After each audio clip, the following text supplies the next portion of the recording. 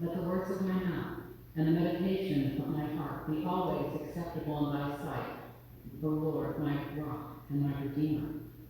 After sitting there this morning thinking, is Suzanne doing the same thing that Steve was on Sunday morning? Well, technically, yes, I am, but not me for the same reason.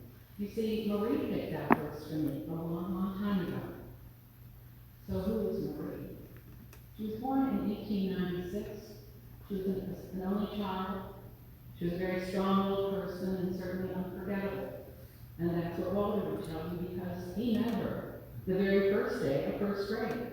He went home. He talked to his mother and said, Mother, today I met the woman I'm going to marry.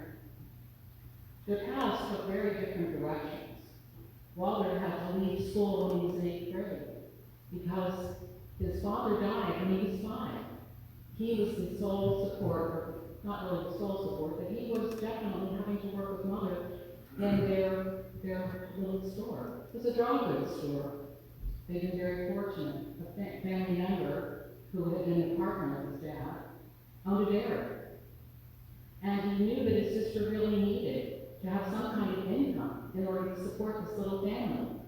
So he pulled this idea out of the sky, possibly prayed, because his wife was very deeply religious. She had insisted that he build a church on their farm. He decided that it might be a good idea for his sister to have that store, and then, of course, there'd be a little dairy bar there, too, because the Rick Dairy needed to have something on the other side of the Ohio River to show off their product, their milk, their ice cream. And so that's what Walter was doing after 8th grade. Marie, on the other hand, was very fortunate. She was able to complete 12 years of public education and then go forward and go on to college so that she could become an elementary teacher. However, they were married. Walter was 24, Marie was 23. And at that time, if you were an elementary teacher, or any teacher for that matter, and you got married, it meant that you had to give up your career. And so she did.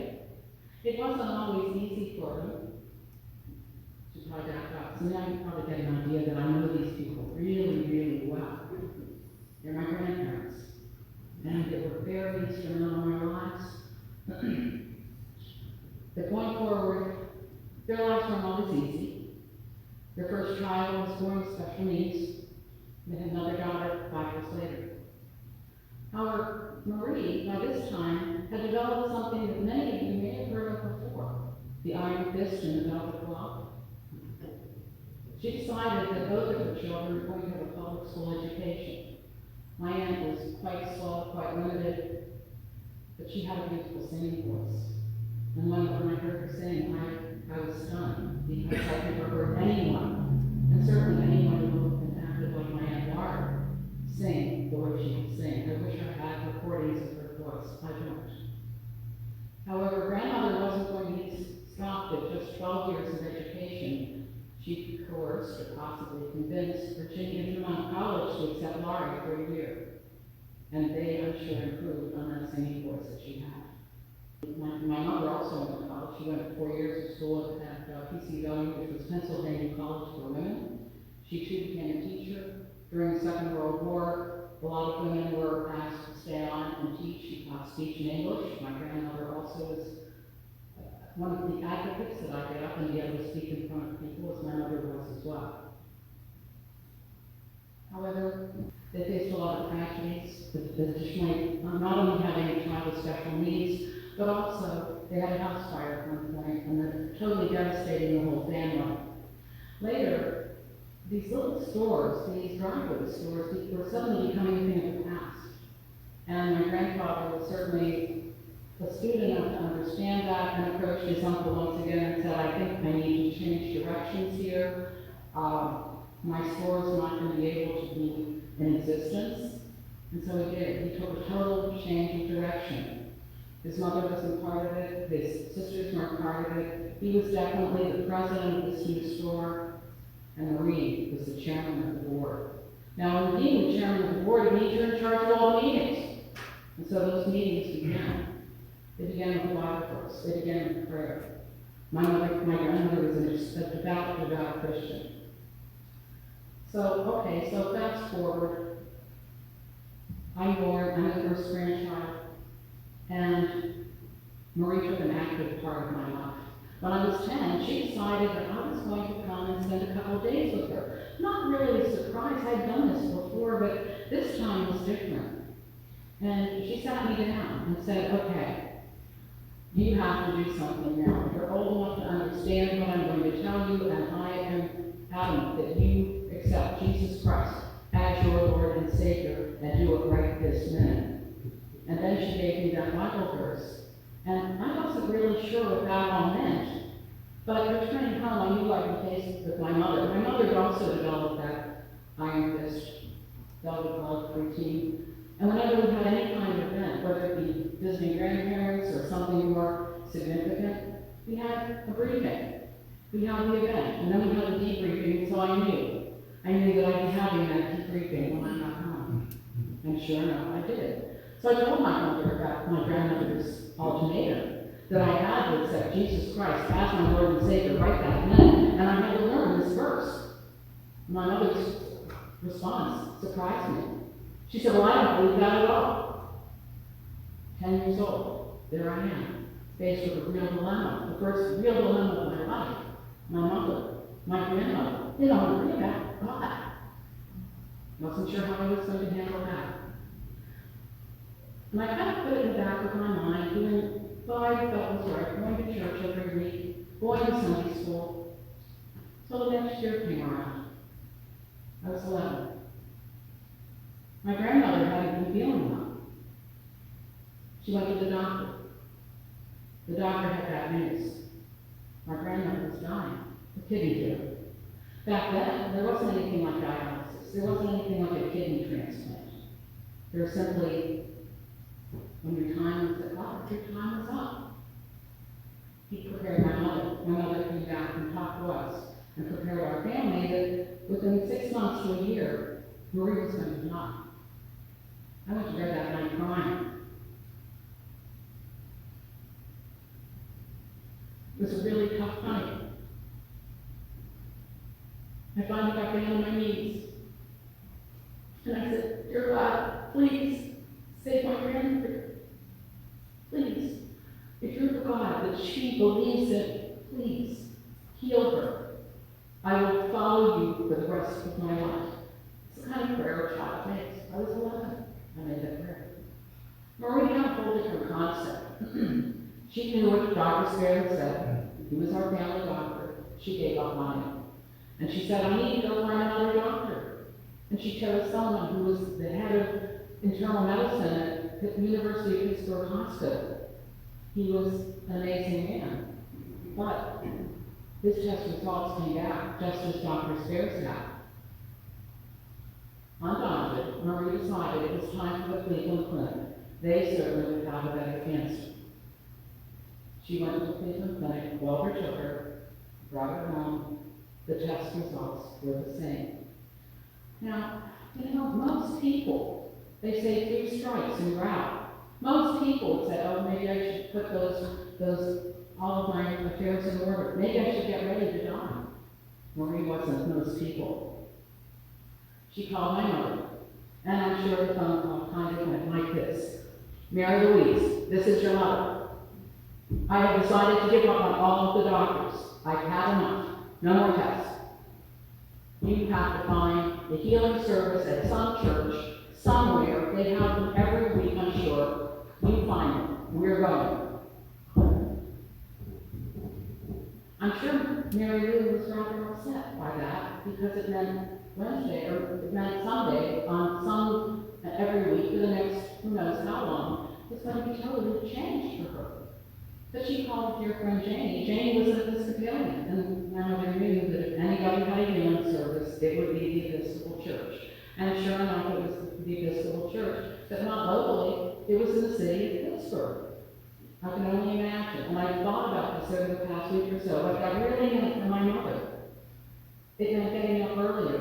It meant packing my sister's lunch and my lunch and sending us off to school because we were the ones that were in elementary school. It meant getting my sister, who was 4, and my brother, who was 1, up getting them dressed and either putting them in the car and taking them to one of her many friends' homes or having to drive and get a babysitter. And then again, coming home and turning around again and going north to pick up grandmother, and then south to go to the center of Pittsburgh to the cathedral. And then repeating the whole process all over again. My mother grew up at a time when it was World War II and driving. World War II meant gas was rationed. Every time my mother got in the car, it was, well, if we go to this church, it's going to be 10 miles round trip. Well, if we go to your riding lesson, that's 22 miles round trip. Well, suddenly she was going to have Wednesday, and that was going to be 40 miles round trip, or unless she had a babysitter to get and then take home, and then it would have been 60 miles round trip. I can only imagine that threw her Wednesday off totally. When they first started going to the cathedral, my grandmother could only go online and back feet. The minister had come and give communion to her, and in the Episcopal tradition and healing service, you have a laying on of hands. And this would go on every week. Toward the end of that year, she started being able to walk halfway up the aisle. And then finally, she began to come all the way up the aisle. At the end of the year, grandmother decided to make another trip out to the Cleveland Clinic to get the test run, to see where she was. She was feeling better. She had the test run. Finally, not just one doctor, but a group of doctors walked into a room, dead silent. The spokesperson spoke. He said, "Mrs. Michael, we really didn't think we would ever see you again. We felt that by this time we would have had news of your death. We have run these tests. Quite frankly, the first time we didn't believe what we saw. We ran them 3 times. Each time they came back with the same results. Your kidneys are healed. We don't have an answer for you from the medical community. However, we hope that you believe in God, because only God heals kidneys." I think you know the rest of my story. I have tried very hard to follow Christ ever since. And Marie was still a very viable part of my life until I was about 33. And then she died of natural causes. Will all our prayers get answered? No. Some of them do pretty quickly. And others, well, there was one that took a long, long time. I read a book when I was 16. It was by Taylor Caldwell, a Christian writer. It was about a minister who became an army chaplain during World War II.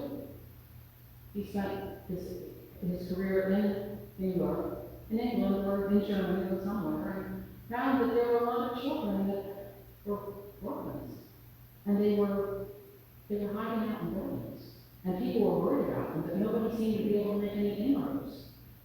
And so he decided that he would be the one to make those inroads, and he did. Finally, encouraging them to come and spend time at his home. And then finally getting them to the point where he decided he was going to adopt them because he knew that eventually his time in Europe would come to an end and he'd have to return to the States, and so he brought them back here. I was deeply touched and deeply moved by that story, and I thought, that might be a really cool idea. Once I'm married, to adopt some children who are orphans, maybe in Europe, maybe somewhere else, and bring them back here. After I met my husband and we were married, I brought up that point to him. He did not agree with me. And when you have someone who doesn't agree with you on something so major, you have to let go. Even if you pretend that there's a helium balloon, you just have to let that string slowly slide out of your hand and watch that balloon go up into wherever. And I did. Years later, I found that 2 of my siblings were getting married. One married a wonderful young man from China. And as I was preparing for my other brother's marriage, he was getting married to a young man from France.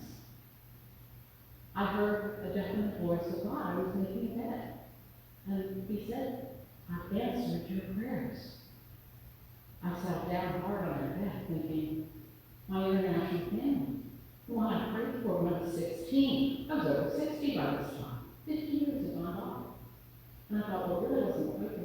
envisioned it, but he's right. I have my international family. And it's just indifferent. I'm delighted that they're both married. I'm delighted that they both have wonderful people in their lives and people that I really care about. See, both of my brothers are dead, and I'm dead. And at that point, when I first found out about it, it threw me for a loop, because I didn't know what to think. I didn't know what to feel. I didn't know what to think. And so again, I came to God. And I said, please help me with this, because they're my brothers. I love them. I've known them since they were infants. I'm the first child of the family. I care for them. I babysit them. And I adore them. And as things happen, I have a new job. And suddenly I had all these people in my life that I didn't know very well. And we were all struggling with the same problem. We had a cash register that was computerized, and nobody seemed to know how to work it. So I took two of the guys that I got to know well, and I said, let's go every morning, because we don't have to really check any merchandise in until noon. And then we have 8:30 until noon to sit here and work on these cash registers. And we did. And I taught them as much as I knew about computers, which was more than they knew about computers. And we worked every day. And I said, the goal here is we've got to be spot on the day we open that store. Nobody can get nervous. Nobody can make mistakes. We have to know what we're doing. We have to have it down pat, and we did. Those two people became very close friends of mine while I was working at that store. And Christmas rolled around, and we had a Christmas party. The guy that I thought was gay brought a woman. The guy that I thought was straight brought a man. I mean, what a woman. But all I know is they were my friends, and they were people I cared about. And I know that there are a lot of people today who are throwing out a lot of different ideas about alternative lifestyles, and it's something that we're all going to have to embrace one way or another. It's something that God talks about too, and it's something that many of us don't even think about. Now, what are the two things that Jesus said are the most important commandments?